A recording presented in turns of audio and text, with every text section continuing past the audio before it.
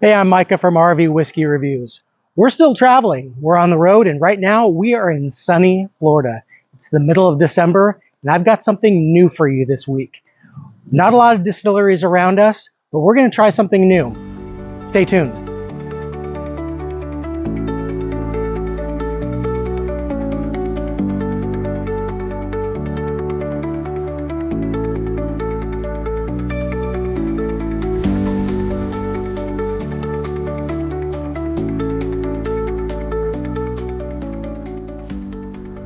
So I've seen whiskey reviews done a few different ways.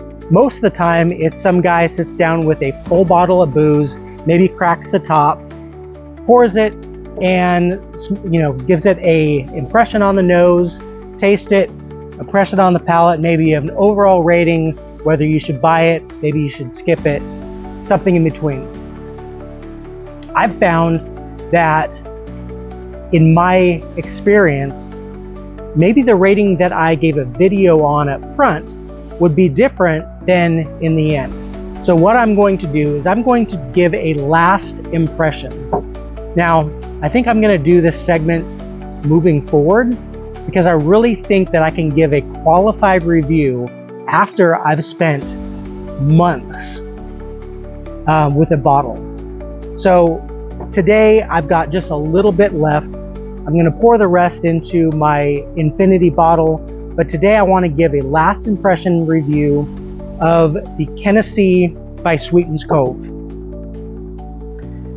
The Kennessee popped onto my radar back in 2022 when Whiskey Advocate rated them in the top 20 for that year. So I knew about Sweetens Cove Kennessee for a couple years now.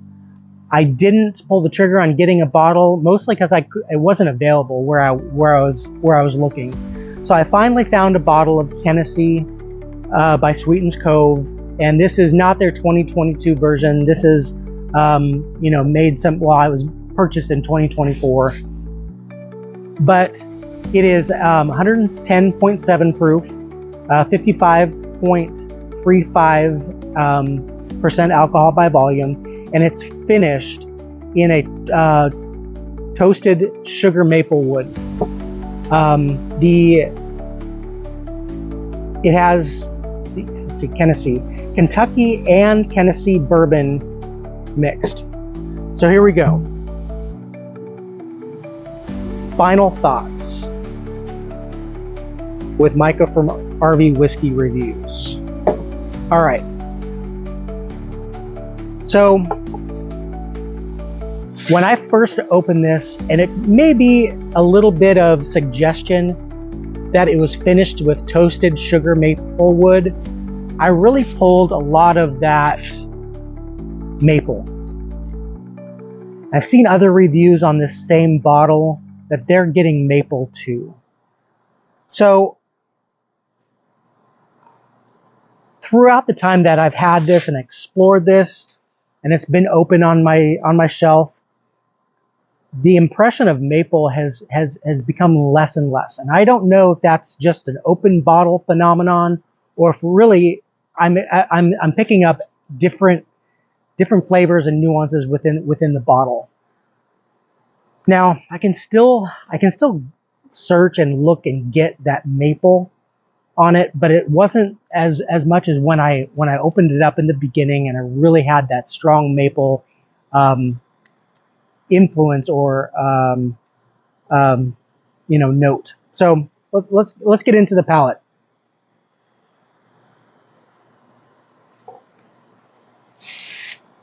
Love the proof point on this, 110 proof. Most of the bourbons that I really like are in the north of 100. So 105, 110, right in there is kind of a sweet spot for me.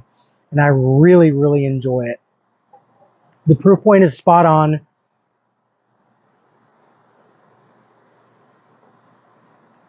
The balance is really nice as well. I get oak. I get that vanilla and caramel, and a lot of the classic bourbon notes. I do also in the finish on this. It's a long finish because of the proof point. But in the finish, I get lingering maple notes. So I really hope you've enjoyed the last impressions of the Sweetens Cove Kennessee. Is it a skip it or a sip it? If I saw it on the shelf, I think I'd buy it again. If I wasn't looking for, you know, maybe something new. It did finish in the top 20 of Whiskey Advocates 2022, and I would agree it's very, very respectable. It might be some time before I buy another bottle of it as I'm exploring different distilleries and things like that, but I've really enjoyed this. I've enjoyed every last sip of it. So that's my last impressions of the Sweetens Cove Kennessee. Until next time, everybody, cheers. Thanks for following.